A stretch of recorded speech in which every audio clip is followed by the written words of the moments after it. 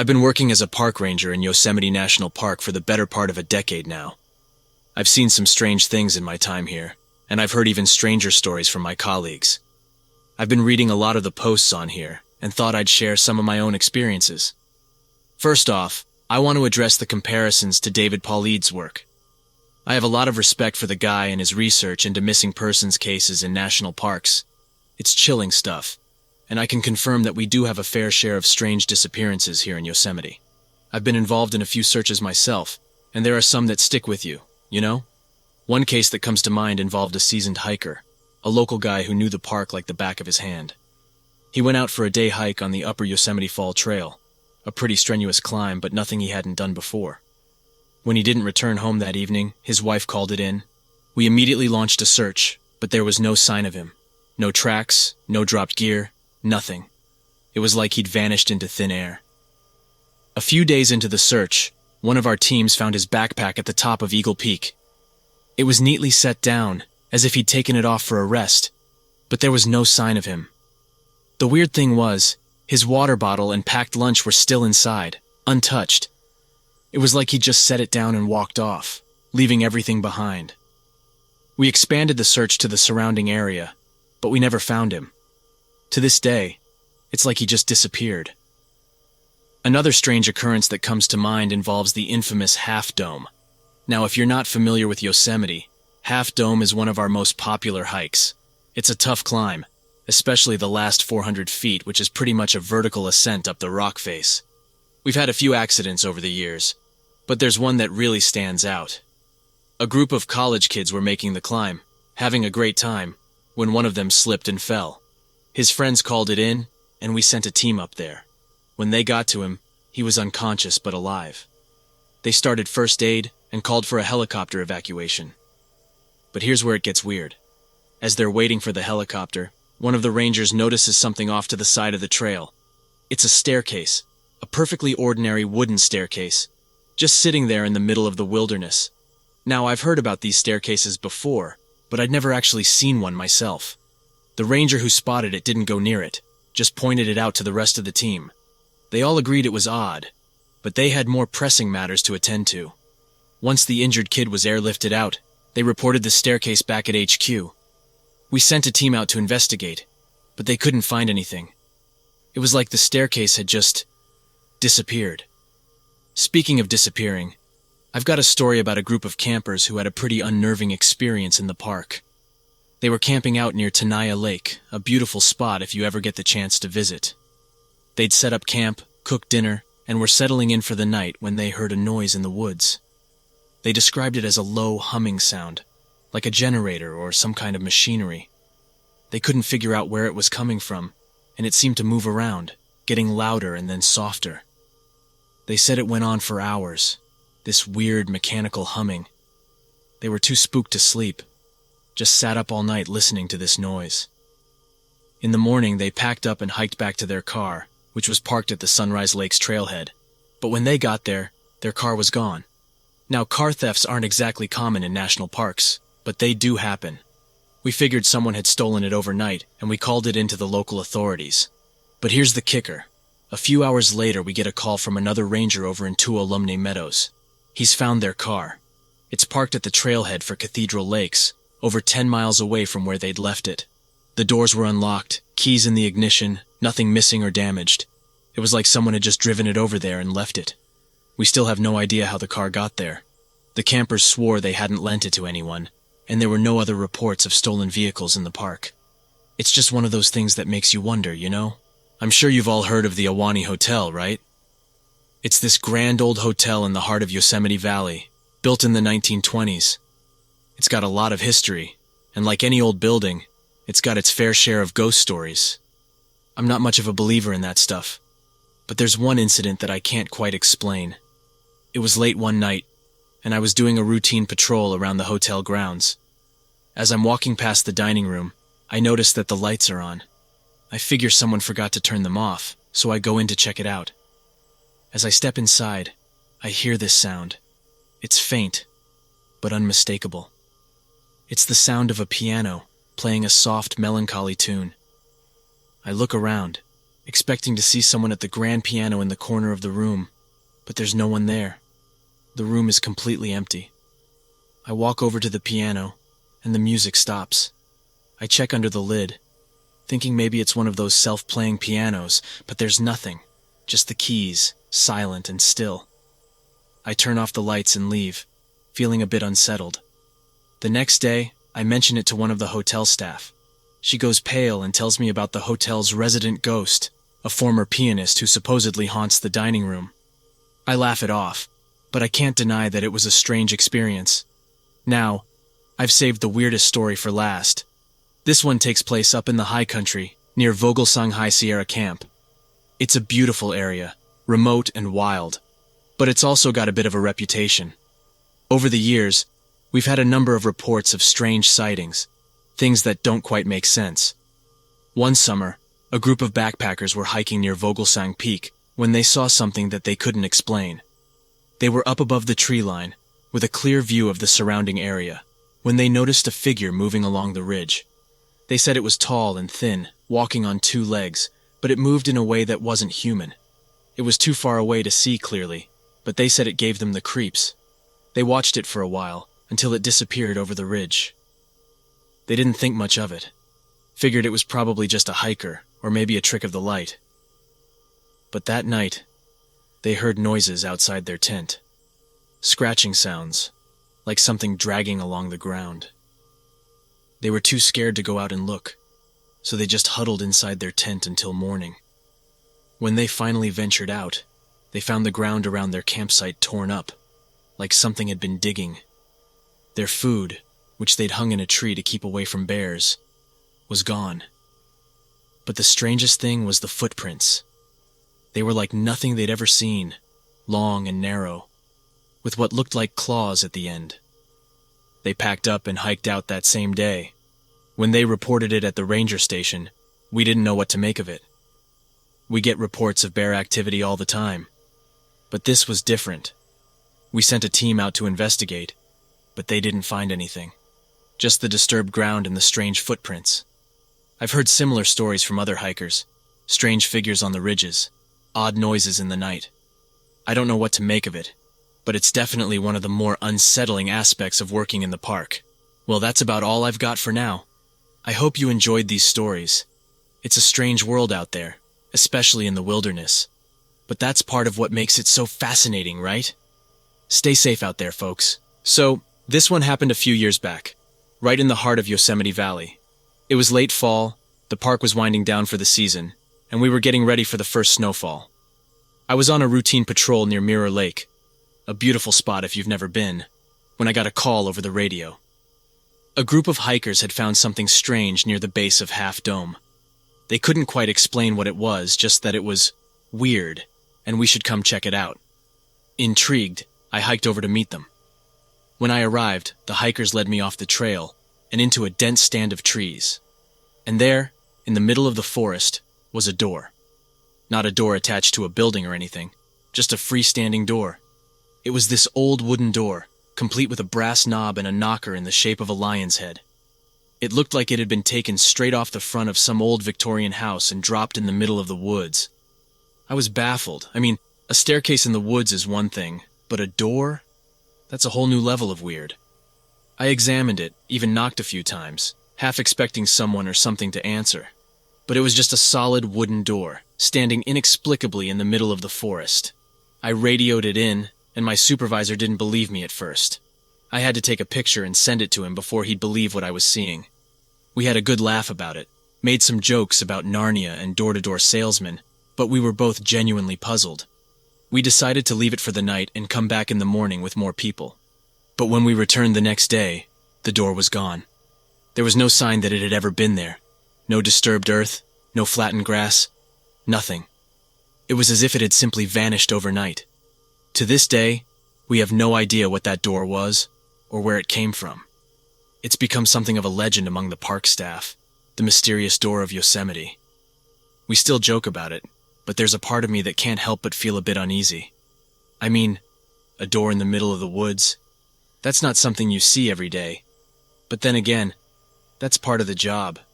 Out here in the wilderness, You're bound to run into the unexplainable now and then. It's just part of what makes this place so special. So, if you ever find yourself in Yosemite and stumble across a staircase or a door in the middle of the woods, just remember, you're not alone. We've seen it too, and we're just as baffled as you are. I remember this one incident that happened a few years back. It was late summer, and the park was teeming with tourists. Families on vacation, hikers, climbers, you name it. I was stationed near the Mariposa Grove, home to over 500 mature giant sequoias. It's a breathtaking sight, and a popular spot for visitors. One day, I was doing my usual rounds when I noticed a family, a mom, dad, and 2 kids, looking particularly distressed. They were huddled together, whispering anxiously. I approached them, asking if they needed any assistance. The mother, a petite woman with worry lines etched deep into her face, explained that their youngest son, a boy of about 6, had wandered off while they were admiring the grizzly giant, one of the largest trees in the grove. I immediately radioed the situation in, and a search party was quickly assembled. The park was vast, and a lost child was a serious matter. We combed through the grove, calling out the boy's name, but there was no response. The sun was beginning to set, casting long, eerie shadows between the towering sequoias. The temperature was dropping, and the situation was growing more dire by the minute. Just as we were about to call it a night and resume the search at dawn, I heard a faint giggle. It was coming from the direction of the Wawona tunnel tree, a fallen sequoia that had been carved into a tunnel. I rushed over, my heart pounding in my chest. As I neared the tree, the giggling grew louder. And then I saw him. The boy was standing at the entrance of the tunnel, his small frame silhouetted against the dim light filtering through the other end. But he wasn't alone. Standing next to him was a figure, tall and slender. It looked like a man, but there was something off about him. His proportions were all wrong. His arms were too long, his legs too thin. And his face, it was smooth, featureless, like a blank canvas. I froze, my blood turning to ice in my veins. The figure turned to look at me, and even without eyes, I could feel its gaze on me.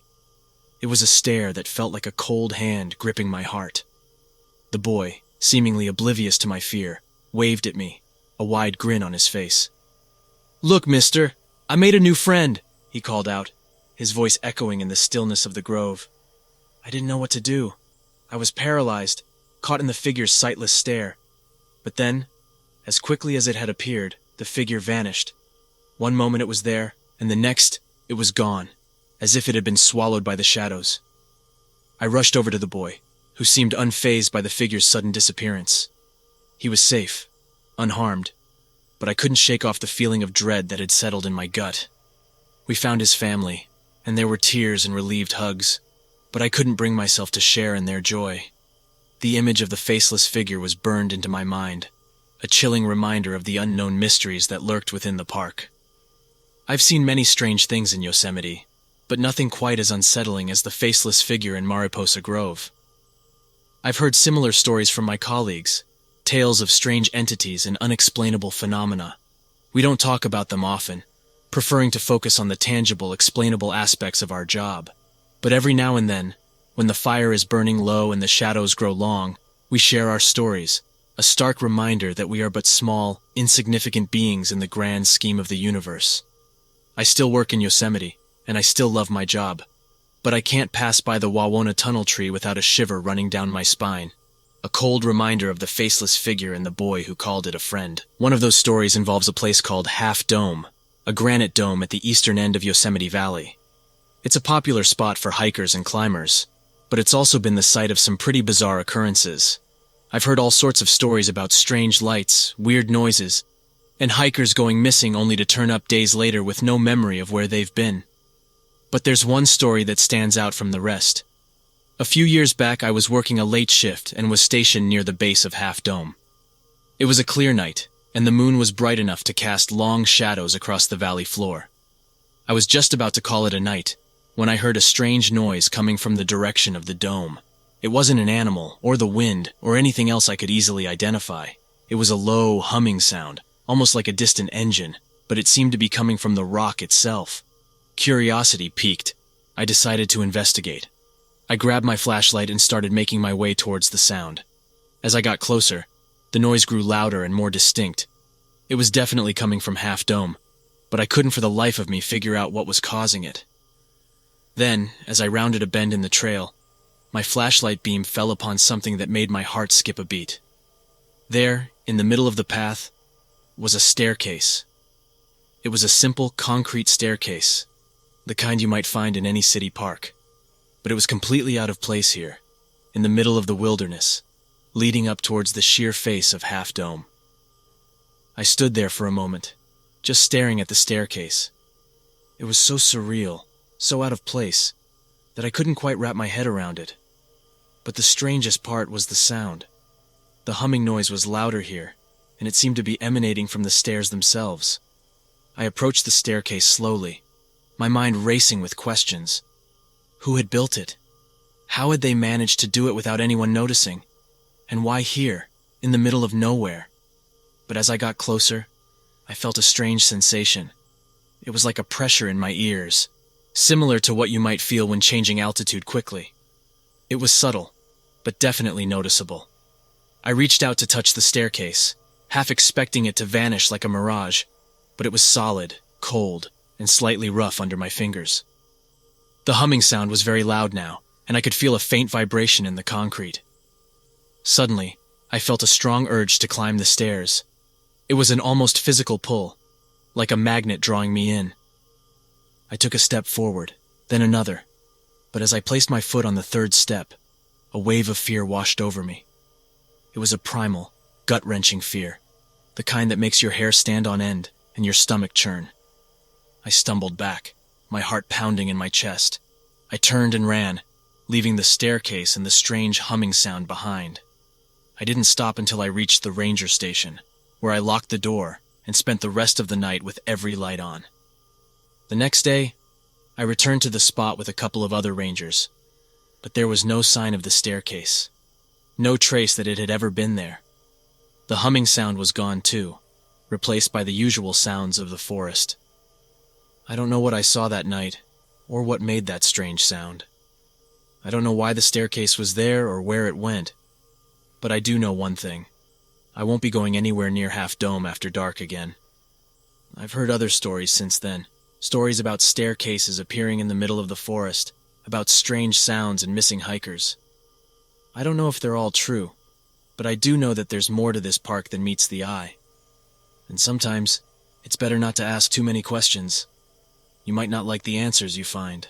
After that incident, I started hearing more stories from other rangers and even some visitors about similar experiences. It was always the same. A staircase appearing out of nowhere, strange sounds, an inexplicable feeling of dread. It was as if the park itself was hiding something, a secret that it only revealed under the cover of darkness. One story that really stuck with me was from a fellow ranger. Let's call him Mike. Mike had been with the Park Service for over 20 years, and he was one of the most level-headed guys I knew. But when he told me about his encounter, I could see the fear in his eyes. Mike had been on a routine patrol near El Capitan, another famous landmark in the park. It was late in the afternoon, and he was about to head back to the station when he noticed something odd in the distance. It was a staircase, just like the one I had seen, standing alone in the middle of the forest. Curious, Mike decided to investigate. As he approached the staircase, he began to hear a sound. It was a soft, melodic humming, almost like a lullaby. The closer he got, the louder the sound became. He told me it was the most beautiful sound he had ever heard, like nothing of this world. As he reached the foot of the stairs, he felt a sudden urge to climb them. It was as if the stairs were calling to him, beckoning him to ascend. He took a step, then another. But as he reached the third step, he suddenly felt a sharp pain in his head. It was so intense that he fell to his knees, clutching his head in his hands. When he looked up, the stairs were gone. In their place was a massive, towering figure.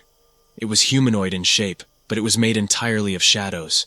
Its eyes were two glowing orbs, and it seemed to be looking right at him. Mike said he couldn't move, couldn't speak. He could only stare in horror as the figure reached out towards him. But just as it was about to touch him, it vanished. The pain in his head subsided, and he was left alone in the forest. Mike made it back to the station, but he was never the same after that. He retired a few months later, and last I heard, he had moved out of state. He never did tell me what he thought the figure was, or why it had appeared to him, but I could tell that it had shaken him to his core. I've heard other stories since then, each one more chilling than the last. A group of hikers who found a staircase in the middle of a trail and heard whispers coming from the trees around them. A ranger who saw a staircase appear in a flash of light, only to disappear moments later. A visitor who claimed to have been chased by a shadowy figure after encountering a staircase near Glacier Point. I don't know what to make of these stories. I don't know what these staircases are, or where they come from. I don't know what they want, or why they appear to certain people. But I do know that they are real, and that they are something to be feared.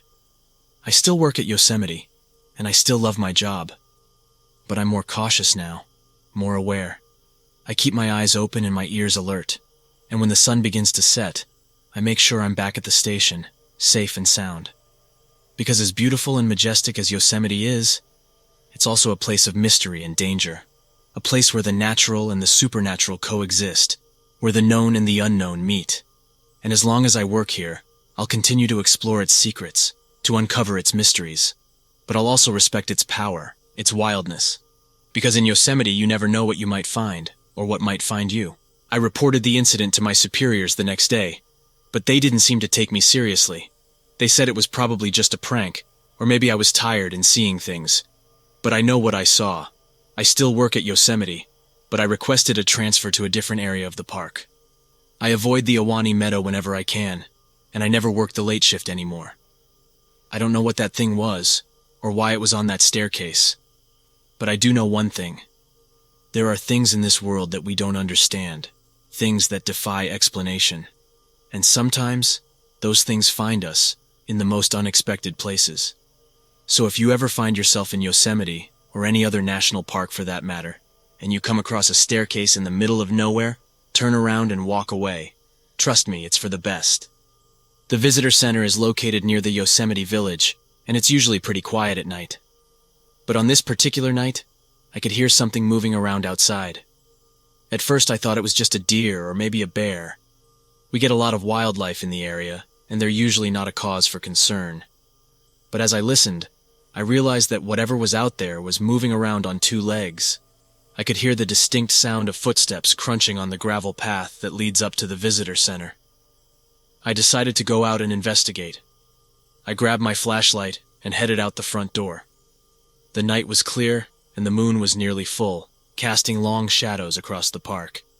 I shone my flashlight around, but I didn't see anything out of the ordinary. Just as I was about to head back inside, I heard the footsteps again. They were coming from the direction of the Ahwahnee Meadow, a large open area that's popular with visitors during the day. I decided to head over there and see what was going on. As I approached the meadow, I could see something moving around in the moonlight. It was tall and thin, and it was moving in a strange, jerky manner. It looked like it was dancing or maybe having some kind of seizure. I called out to it, but it didn't respond. I was about to call it in on my radio when I noticed something else. There, in the middle of the meadow, was a staircase. It was a simple wooden staircase, the kind you might find in any old house. But it was just standing there, in the middle of the meadow, leading to nowhere. I felt a strange sensation, like a wave of dizziness wash over me. It was like my brain was struggling to make sense of what I was seeing. I mean, a staircase in the middle of a meadow? It didn't make any sense. I decided to get a closer look. As I approached the staircase, I could hear a strange sound. It was a low humming noise, like the sound of a distant engine. It seemed to be coming from the staircase itself. I reached out to touch the staircase, and the moment my hand made contact with the wood, I felt a jolt of electricity run through my body. I pulled my hand back in surprise, and the humming noise stopped. I stood there for a moment, staring at the staircase in disbelief. Then I turned around and headed back to the visitor center. I didn't know what else to do. I reported the incident to my supervisor the next day, but he didn't seem to take me seriously. He suggested that I was just tired and seeing things. But I know what I saw, and I know that I wasn't the only one. Over the years, I've heard other rangers talk about the staircases. They always appear in the middle of nowhere, and they always disappear without a trace. Some rangers have reported hearing strange noises coming from the staircases, while others have reported feeling a strange sensation when they touch them. I don't know what these staircases are, or where they come from. All I know is that they're one of the many mysteries of Yosemite National Park. And as long as I work here, I'll keep trying to find answers. But for now, all I can do is share my story and hope that someone out there might have some answers.